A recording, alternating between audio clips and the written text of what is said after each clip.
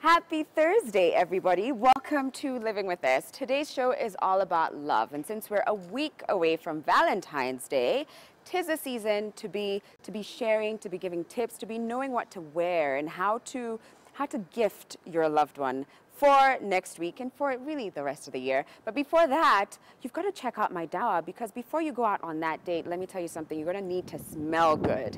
And they have a bunch of perfume, of colognes, and they're discounted. But what's best is that you also get an extra 15% off. All you need to do is use the code S15 at the checkout, and voila, 15% off. Download the app on Google Play, or you can just check them out on their website, www.mydawa.com. Now for today's guest. She is an author. She's a certified personal coach. She's a mother, she's a wife, but most importantly, she's a lover of love. So let's get into it. So I've got here with me Jenny Karina, who, wow, you are just a phenomenal woman. We've been chatting right before the camera started rolling, and boy, are you in for an interesting one. Welcome to the show. Thank you, Sharon. I'm glad to be here.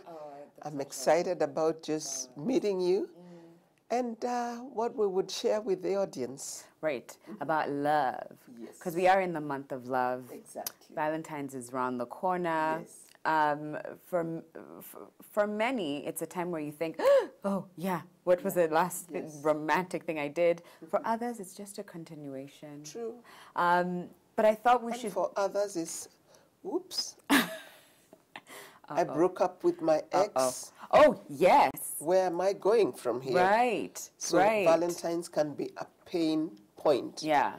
For others. Oh, that's a very good point. That's a very good point. And maybe even for others, it's just, well, it's just another day. I'll show love to my friends, to my family. Yeah. Good point. But I thought we should start with the 5 languages of love that a gentleman called Gary Chapman came up with. Yes. Because this is a time where you start to think, how do I show someone I love them? Yes. And I thought, isn't that a good, an interesting place to start? The 5 love languages. The writings of Gary Chapman have interested me, being one that is a coach and a counselor. And one of the things that I have really seen is that they come out alive each time I have a client. Because somebody is going to say, you know, I tell my wife each time that I love her, I admire her, and that I'm so proud of her. And she just doesn't get it. She still says she is miserable, and says that I don't spend time with her or the children, and I'm a workaholic, and it doesn't matter what I do, she's never happy. Right. So what happens there, I get to know at that point that actually the wife's love language is quality time. Right. And she understands being loved when you spend quality time with her. Yeah. Now, the husband's love language is words of affirmation. Right. So he's using it on the wife because that's what he understands. And fortunately, the wife doesn't know, and she's like, I couldn't be bothered. I mean, you may tell me I look pretty. Can you put some food on the table? Yeah. Somebody would say, many always tell me, the only gift this man ever gave me is the ring on my finger for their wedding. Now, that tells me instantly that the language of love of this woman is gifts. And so it's unfortunate that people do not know their partner's love language and infuse in their partner their own love language. Not that they know, but it's just that which they would want to use. Right, yeah, because you're projecting what you're projecting. Like. So can you break down what those 5 love languages are? Yeah. There's words of affirmation. Yeah. There's quality time. Okay. There's acts of service. Yes. There's touch. Yeah. Ooh, I love touch. I know what hers is. I know what Jenny's is. Yes. Yeah. And then there's gifts. Yes. So what is words of affirmation? You're doing so great, Jenny. Yes. I admire how great a mother you are. Yes. Thank you. Thank you. Great. You already make me feel good because my love language, one, is words of affirmation. Okay. So when you affirm me, Yeah. you will get me driven. Yeah. And I'm going to be such a bad girl, you won't know what to do with me. Don't I love that? Okay, so what is acts of service? Can you give Acts an of example? service is getting out there, making a nice meal, serving her that nice meal, or husband's clothes are not nicely packed in the wardrobe. Put them nicely. The whites are here, the colors are here, the ties are here. And when they see the effort as a homekeeper that you have done, that's acts of service. Okay. Thinking, oh, I think Sharon is hungry. I'm passing by the restaurant and buy her favorite meal and just come home and say, I thought about you, have that. That's an act of service because you'll not get into the kitchen and somebody's giving that to you. Okay. Men particularly love acts of service. They love acts of service. Yes. Interesting. So, and by that you mean like to be catered to. To be catered to. You know, this is my king, and I serve my king. Right. I cater for my king. I make sure that they are comfortable, and I meet their needs. Okay. Okay. And by the way, the reason we come together is not just to burb love and happiness. It's to meet each other's needs. Right. So when you meet their need by acts of service, and equally there are many women who love acts of service. Like one day I was so busy and my husband said to me, Jenny, I can be your chauffeur today. As you run your errands, I'll drive you. I was like, oh, really? That. I thought, oh, wow. I mean, that's too much to ask of a busy man. Yeah. But he dumped everything just to be my chauffeur. Wow. That's an act of service. Oh, that's beautiful. Did I feel loved or what? Oh. I can only imagine. By the way, can I say how long you've been married? Can I Yes, say? sure. Okay. Jenny here has been married 40 years plus. And if your man is still offering you to drive you around like a chauffeur, she must know something that we must learn today. So we've got words of affirmation, acts of service. Was it other one time? Or? Quality time. So what is that? Quality time is when you hear someone demanding time, and this happens all the time. Okay. Few men desire that quality time. Many women that I've met always complain that their spouse does not spend time with them. Now, time is not just about sitting here and Being on your phone. And being busy. So what do you mean? I'm at home by 5 o'clock. I am with you. Right. It's about sitting here, looking into my eyes and asking you, Sharon, how was your day? All right? And listening. It's about being a good listener. Right. It's about just being present and being very authentic for that person, that I'm here for you. What is it that you would like to do? So it's following up. So how did that project go that you were talking about? So what are you going to do about it? You know, following up, showing that you were paying attention and you're genuinely interested. Yes. And when you plan an outing, it needs to edify both of you. Because many people think that as long as we've gone out, then we've had quality time. But many times your outing may involve so many other people. And quality time is about me and you. Feeling valued, feeling honored, that you care to spend time with me and not everybody else. Yes. And then we've got touch, which feels and seems self-explanatory. Hold my hand, cuddle me, give me a hug and a kiss goodbye or good morning. Right. And that's all that. And I advocate that you need to touch a woman 7 times before the end of the day for the touch to be effective. Oh, so there's a number to that. I've never heard that. 7 times. 7 touches. And the 7th one being at the end of the day, and seal it. Right. So it could even be like, I'm just going to rub your back as you're, busy doing something. And yes. That's beautiful. Yes. And even a touch that is not there, that you can send an SMS and say, I just remember the last touch we had, and I don't even know what to say. You blow my mind. That is not a physical touch, but the fact that you have said something makes someone feel touched. And so if your language of love is touch, then, and you don't get the touch, you just begin to wither away. Right. Yeah. And then the last one, the fifth one is gifts. Gifts. Right? No, it's Valentine's. So bring on the gifts. Bring on the gifts. Right. Because many times, if your language of love is gifts, it's not about the size of the gift. Okay, I was going to ask that. Because then someone might be like, listen, I just don't have the money. Exactly. Yeah.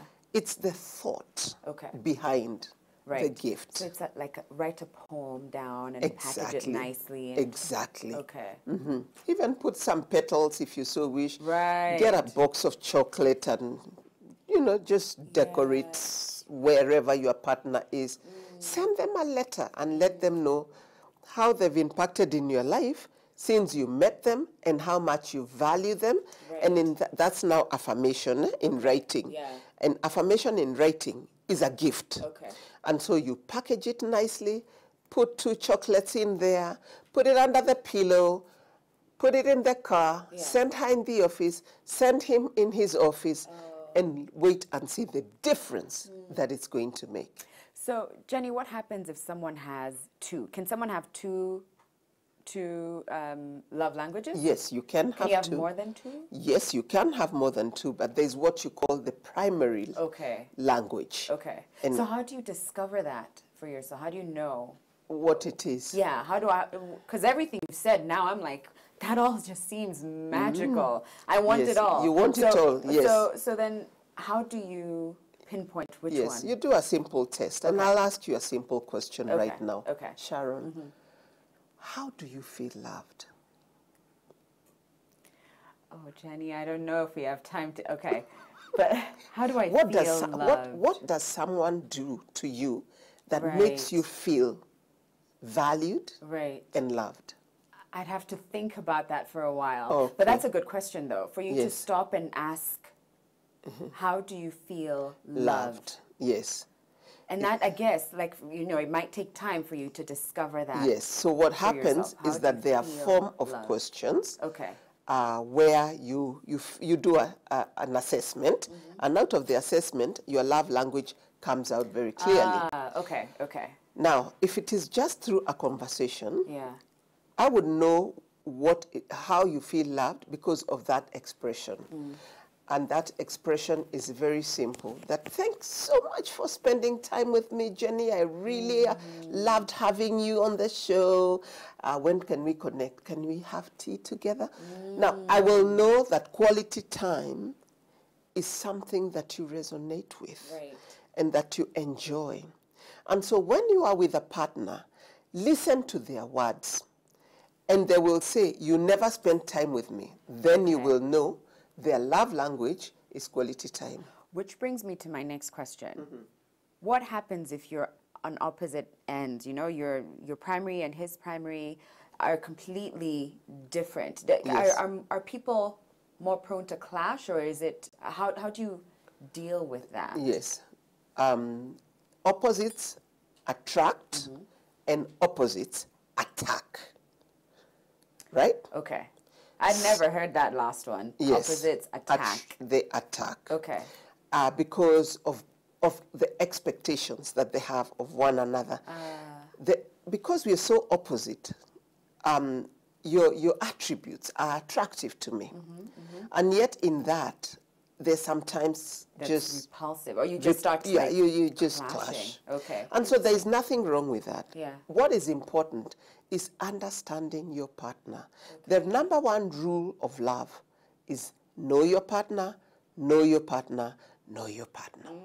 Once you know your partner, then you know their reaction even before they have reacted. So you learn to be proactive. Okay. All right? So know your partner. Know your partner. Know your partner. Now, if you have someone, a mother, a sister, a father, a friend, a lover, who's close to you, you really ought to know what is it that makes them tick. It's your responsibility to meet them at their very point of need. And you will know because of their conversation. All right? This Valentine, I really would love my husband to buy me a gift. And you know, I've been married 40 years, but he never catches it. Right. Because he's not understanding the gift language. Right. So what do we need to do here? You're not going to complain the whole of your life. You're just going to package a gift for yourself and tell him, hey, M-Pesa this number. I got me a gift. I didn't see that one coming, but I love it. You get it? Yeah. It may not work for you. It may not work for many. Right. But at the end of the day, you will also come to learn you are married to just the best person, but they never get it where it is about gifting. Right. They never grew up in an environment where they were gifted, and so they really don't know, and they mean every good. Yeah. So if you do really want them to get it right, tell it to them. Yeah, make I it like, clear. yeah, I like to be gifted. If they still don't gift you, just find the gift and say, hey, I found me what I need. That is the best tip of 2019. I love it. Jenny, we've got to take a quick break, but we'll be back and we'll be talking about how to rekindle love. We'll be back in a moment. Welcome back, everybody. We're at Park Inn by Radisson, and given that it is the month of love and the spirit of love and romantic love specifically is in the air, we thought we should invite someone who knows a little bit more than the average person about love. She's been married for 40 plus years. She's got a workbook that you need to check out called Marriage Built to Last. She's a professional coach. Jennifer Karina, everybody. Yes. That first part, I just loved how you ended it with, you know, if you haven't received a gift in years, Yes. this Valentine's Day, you buy yourself a gift and you send that person, man or woman, Yes. an M-Pesa, M-Pesa, because I bought myself a gift already. Yes. And now I want us to touch about rekindling love. And maybe we could start with some of the things that could lead to that distance in a relationship. Yes. What are some of those things we should watch out for? Great. First, let me confess that I love to love and I love to be loved. And one of the things that frightened me the most was to get out of the romantic stage of marriage. Okay. Now, when you do, I've studied love and relationships extensively. And one of the things that I discovered is that the romantic stage lasts for 3 months or up to 18 months. If you're 2 years and you're still in that romantic stage, give me a call and let's talk about it. We'll need to know a thing or two. But after 2 years... Wait a second, Jenny, because I'm a little bit in trouble.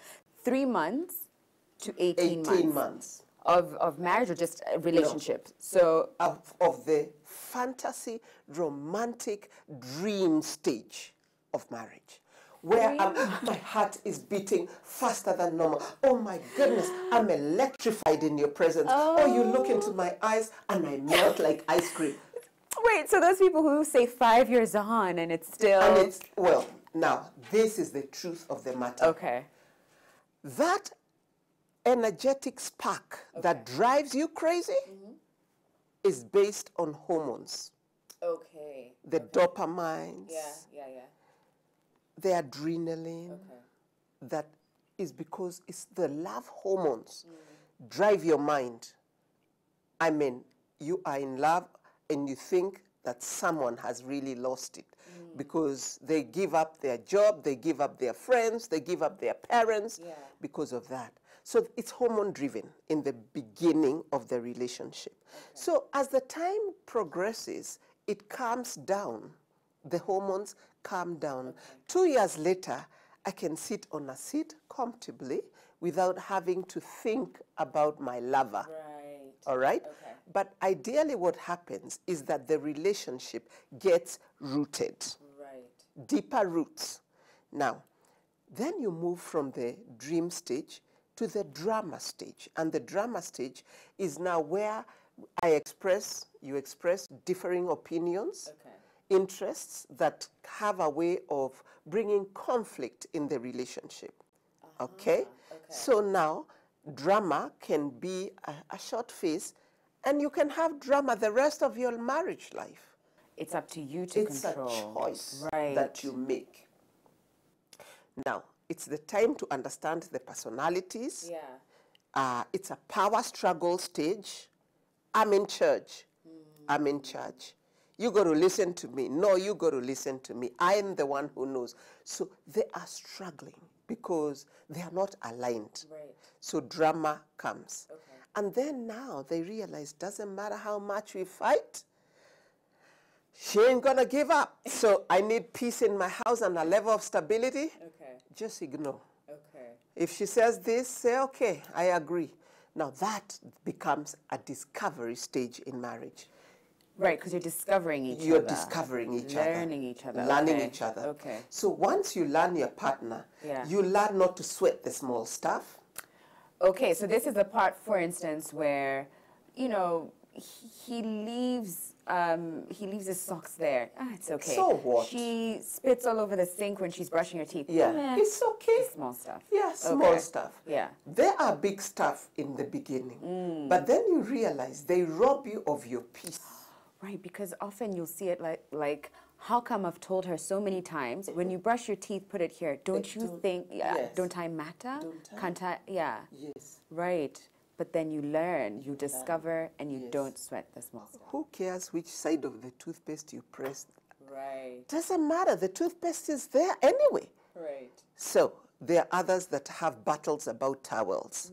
You used your partner's towel and you know all the foundation is on it. Then you know, okay, I got to use my towel each time. So you keep learning what to avoid and what to ignore. So then you get into the discovery. I tell you, when you get into the discovery stage, you are in peace. Once in a while, you go back to your drama. Yeah. And more often than not, you go back to your romantic stage. Yeah. Because when you have drama now and then makeup time, oh my goodness, there ain't nothing as good as making up. That's when the romance is really alive, you see. God, yeah. Actually, there are people who are addicted to messing up so that they can experience that love hormone as they go through the makeup stage. Okay, interesting. But it's also interesting to note that you can like sort of move between the stages, even though you've evolved. Yes. Sometimes you'll find yourself. Yes. So there was romantic, Yes. and then drama, and then discovery. And then you get to where I am. Guess where I am at? Which one? Depth stage. Depth. So on average, how long does it take someone? Can someone just do that in like, can we get to depth in 5 months? No. Can we get to depth in 5 years? Okay. Experience. Everybody is different. There's no blueprint about this. And it's the maturity. It's all about maturity. Right. And so it's how quickly you mature. Because we get into relationships expecting happiness for the rest of our lives. But the truth of the matter is, if you're looking for happiness in marriage, you've dialed the wrong number. What you are looking for ought to be stability. Okay. Then happiness is a product of the stability and the relationship that the two of you begin to build. Right. So as you know, you're building any relationship, a love relationship or the marriage, it calls to dig down in a foundation. And when we are building foundations, they are very untidy. Ever done a construction and seen that all the electrical pipes and the water pipes there, you know, and you never see the progress of a foundation. So tell me, what is a depth stage like? Can you describe that? The depth. This stage that you're in with your husband. What is that like? The depth stage is, oh my God, I've had all the romance that I need in my life. If I don't have enough of it now, I can still recollect the romance I've had, and it's been great. Then we've had all the drama, and it's taken us nowhere. We've learned not to count the wrongs that happen. You learn to complement one another, and we are partners. You become partners. So my weaknesses are complemented by his strengths. His weaknesses are complemented by my strengths. We are no longer in a power struggle. We are so aligned that you only need to look at somebody and you know exactly what they mean by a certain look. Right. And you also get to know, it's not the days that I would say my grays will not be shaved in this home, because somehow a woman is always running away until you become a grandmother and say, oops, It's hard to run away. I have to ask you if you know someone called Jada Pinkett-Smith. Do you know of this lady called Jada Pinkett-Smith? Yes, yes. Married to Will Smith. Yes.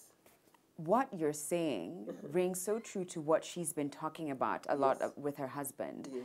And she's been talking about how romantic love cannot be the highest form of love that defines your relationship. Yes. And in fact, she describes where she is with her husband now as devotional friendship. And I thought, oh my goodness. Yes. That must feel so So good. good.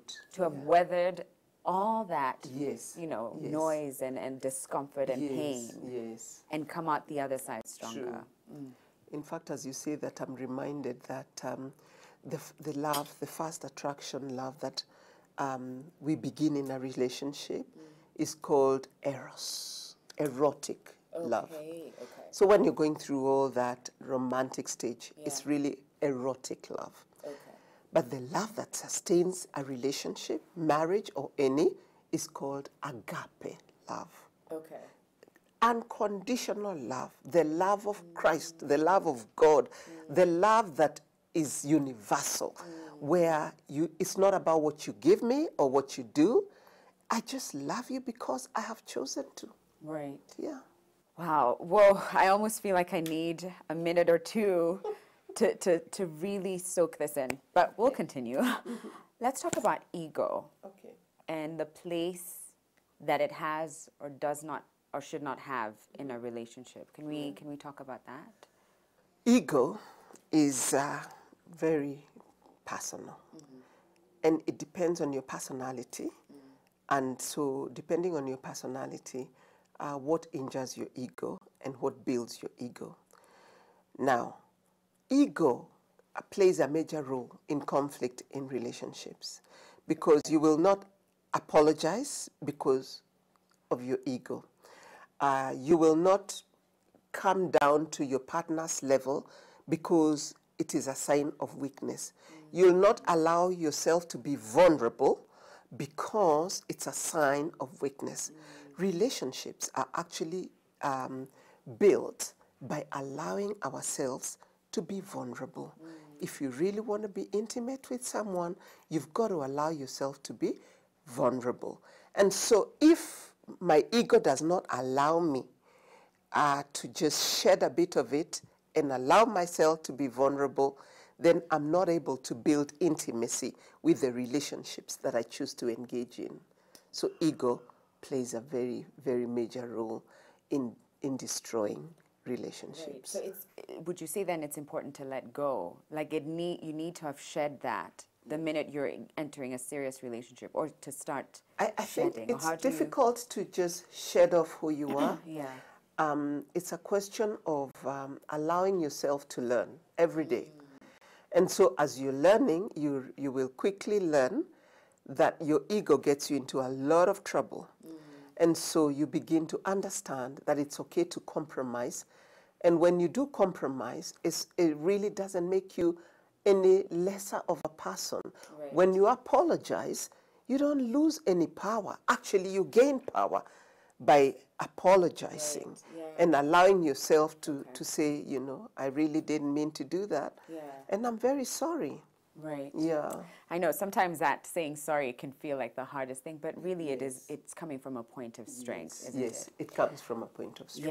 Yeah. So when it comes to the idea of rekindling love, say something happened in your relationship, maybe you had children, maybe you had to, leave the country for work for a period of time, and you sort of had to interrupt that romantic stage, or it was cut short for whatever reason. Are there certain things, practices, habits, routines that we can put in place that will allow us to bring that back in a little bit, especially if you feel like, oh man, but we we just got started. Like, what happened? Whatever happened. Yeah, yeah. Okay, if it's just a long distance or, work related that has kept you apart, that means that there's no conflict. Right. Which is good. But if there has been a conflict, you need to resolve the conflict before you build intimacy. Okay. Now, Building intimacy, many times people think that if you get the physical aspect of it, you're good. Right. You want to build back the spark, you want to build back your love. Yes, if you are in a marriage union, physical intimacy is absolutely crucial, and the more you engage, the better it gets. You need to know that beyond that, the quality time we were talking about is recreational intimacy. So you've got physical intimacy, recreational intimacy. And when you do recreational intimacy, it means that you do stuff together that you both enjoy. Remember, it's building on a friendship and building on intimacy levels to rekindle. So you got to do more than the ordinary person. And I find that when you want to really build your intimacy levels, you've got to be strategic, and so you have to have a structure. Right, so it's almost like a business, right? Yes. It's like you're building. Businesses succeed because we've got strategy. Right. We have goals, we have a plan. Yeah. But we expect that romance is going to be all good because my heart feels this way.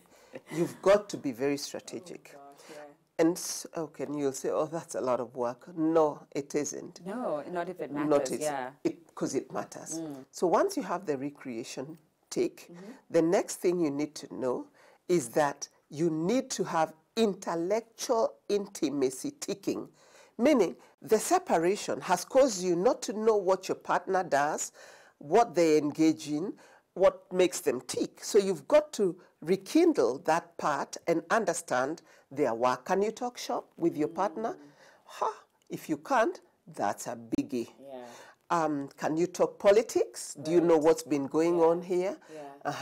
Maybe you don't, and that's not good. You can't connect. Do you know what sport your husband or your wife is interested in? So it's important to be connected here intellectually. That's so interesting. For some people, they may care very little about all the other levels of intimacy, but they tell me, particularly the men, if I'm not intellectually stimulated by this woman, what is there in this relationship? Right. And I think for women too, there's a lot of women who are looking for someone who's going to challenge them. Exactly.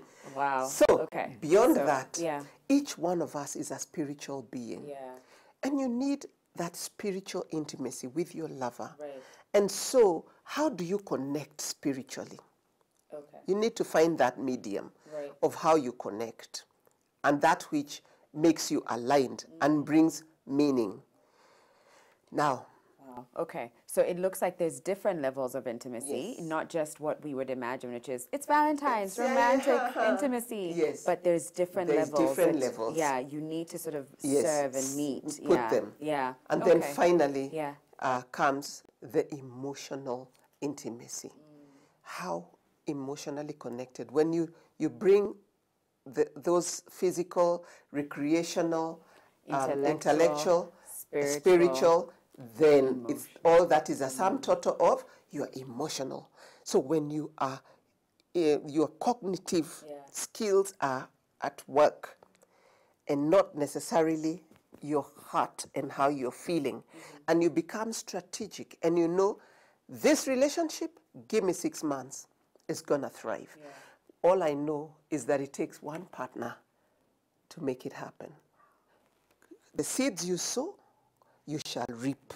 So the minute you start sowing, they start sprouting, you begin to reap, and your partner gets the cue. So whether it's the man or the woman that sows, doesn't matter. The end product is what counts. Jenny, thank you so much. Don't tell me time is over. It's time is over. Unfortunately, I feel like we even run long, but it was just it was so stimulating, and I think it's so important as well what you've broken down, because it's so easy to get sort of to dive deep into the Valentine spirit and just think, "Ooh, this feels nice for now," and then we'll figure it out. Yes. But from what you've shared, there's actual work that needs to go into making a union work and to making it last and to make sure that it serves you and the other person. Exactly. So thank you so much, Jenny. Thank you, Sharon. I have a feeling we'll have you back. Maybe next time we might invite your daughters, who, by the way, you must recognize, because we've had them on the show before. Yes. And then we can really see what's it like being part of the family and some of those tips when it comes to even maybe motherhood. Who knows? Even daughter-mother relationships. Oh, that's a good one, actually. We have more lined up for you guys. We have actually, the next section is going to be about fashion. What to wear, what not to wear, the whole 9 yards. So we'll be back in a moment. Welcome back, everybody. We're talking fashion for the last segment, because that's also a big part of this season. What do you wear out on a date, whether it's with someone you've known for years or someone that you're meeting for a blind date? And I've got an expert here, someone who's been in the business of fashion for the past 8 years. Philbert Mutua, welcome to the show. Thank you very much. Looking very dapper. I've got to like dust your shoulder off. Looking really good. So I'm going to start with the elephant in the room, which is that we're both wearing red. And I used to be that girl at some point who'd be like, red, you shouldn't wear on Valentine's Day because it's overrated. I'm curious to know if some of you girls were the same. If so, please hit us up on social media. Let us know what you think. But what do you think? Red, is it? I think there's a time, but like there's a stage in life when we are all growing up, we want to experience some stuff. So like if the trend was to wear red, everyone will run with that trend, yeah? Most people these days assume the fact that you have to dress in red to represent love and all that, because I think the other colors will also show different kind of emotions. Right. So, like yellow feels happy. Yellow is like, boom, I'm in your face. White. Oh, white feels like I am ready to walk down that aisle. Look at me. Can you see the bride in me? Do you see it? I think that's what white is saying, I'm going to tell you. Black, I feel, means like, okay. Yeah, I see you. I see you too. I see what you're doing. And oh my God, I didn't even realize we're red and black. We didn't talk about this. We didn't plan this. That's a jinx. That is so interesting. Okay, so why don't we talk about like some general rules when it comes to fashion? I know today you're going to break down when it comes to women's fashion, and maybe you can give a tip or two for the men as well. But what are some like general rules you should observe when you're going out on a date and you're figuring out what to wear? I think first things foremost, to dress in something you're comfortable in. Something, you know, you won't be checking out how does it could fit, how does it dress, you know, like pulling down your dress and all that. Just dress in something comfortable. So at the end of the day, you get to enjoy the date. And another factor, especially for guys, I'll tell guys, just try and dress up for a date. It's not that serious. Like dress up. Yeah, just dress up. Just put on a blazer, official trousers, some nice shoes. Don't go for a date with a chick she has dressed nicely with a dinner dress, then you come up with Air Max and jeans and a collar jacket. She'll feel intimidated. Then she'll feel uncomfortable because she'll be like, I did so much for this man, and you know. Right, and I guess it also, you have to take into consideration where the date is. Yeah, where the location, where the date is. And I know that you've got... Especially ladies on shoes. Yeah, ladies on shoes, and also guys too, hey, like if it's a dinner date... if you're going for a picnic and you put on high heel shoes, I hear you, So I know that you've got a couple of models for us, and the first look is more like the formal look, so why don't we have the first model come out and show us what that formal look is about. Ooh la la, look at that. Oh, that's so cool. Wait, I've got to, like, can you touch your, does it change when you do the sequencing? It changes, so it does that? Yeah, it does that. Oh, I love, first of all, this is a naughty dress. Let me tell you that. Because someone's like, oh, look at my dress. Look at what it does. I love it. I love it. So tell us about this dress. So this, it's an elegant dress. If you're going to a dinner date, as you said, you first check the location you're going to, which kind of location you're going, where the dinner is supposed to be. Yeah. So I think it's a nice outfit for chic, urban style look. Yeah. So I told her, I paired it up with white heels so as to complement the blazer. Yeah. So it's like a blazer dress, yeah? Yeah. Yeah, then inside you can put on something later for, you know. Okay, okay, I see you. I see you, Fulbert. So, and what I really like about this too is that, in as much as it's short, it's quite conservative up top. So it's not like, here's everything. Yeah, here's everything. Woo! Yeah. So I love it. I love it. Thank you. Thanks, Susan. Of course, that's more dinner. Yeah, that's more right? dinner, and like as I said, it's like mostly of. It has an age group, I think, from around, let's say 18 to around 27. There, people want to go out of the dinner. Yeah, but also I've got to say, there could be like some 30-years who are like, yeah, hey, I can pull that off way better than an 18-year-old. Put on such stuff. Yeah, so I get it. I really, here we don't discriminate. At the end of the day, age is just a number. It doesn't determine what you should wear. That's true. Let's talk more casual, something that was set up during the day. That one looked like you could go out for drinks after. Yeah. So what if it's during the day? It's a little bit more relaxed. I know you have a model who's worn something for that kind of setup, right? Yeah. So that's the first option. I love that. It looked like you could go out for drinks. But I know you have a model with the second option. So why don't we bring out the second model and see what you've got lined up? Oh my goodness. Okay, I see you. You will not be missed wherever you go. Let me tell you that, McKenna. You look lovely, first of all. Stunning. So tell us about this dress. Where would one wear it? What body type suits this? I was thinking when I was making this collection, I was thinking of more of some corporate looks, yeah? Because there are some events you might be invited, which are corporate events, like if the president is hosting Valentine dinner or something like that. Like a black tie dinner. Yeah, like a black tie dinner. Oh, I love you know, that. and how chic, you have to be chic, classy, elegant, you know. At the end of the day, you have to look nice. So I used wine red. Right. Yeah. And I think it complements her skin complexion. I think any like beautiful chocolate skin tone looks great in such dark, rich colors. How do you feel in the dress? You look good. She feels great and she feels beautiful. Okay, thank you, McKenna. So now let's talk a little bit about casual wear, because I think that's where sometimes you never know where to go, and specifically for guys. I know we've got looks for ladies, but I want you to give us tips for the guys as well. What should they wear for casual? Or maybe we could even start with like formal, since we just did the formal look. So what are some tips for formal wear for the men? Never miss a blazer. Blazer? Yeah, never miss a blazer. It I don't know how to, it takes your look into a, it elevates your look, yeah? And how a blazer represents or presents you to people, it's different from how when you put on a normal sweater and a shirt, and just like you've left the office and you go meet your girlfriend or something, yeah? But I think for formal, never miss a blazer, at least khaki pants, right?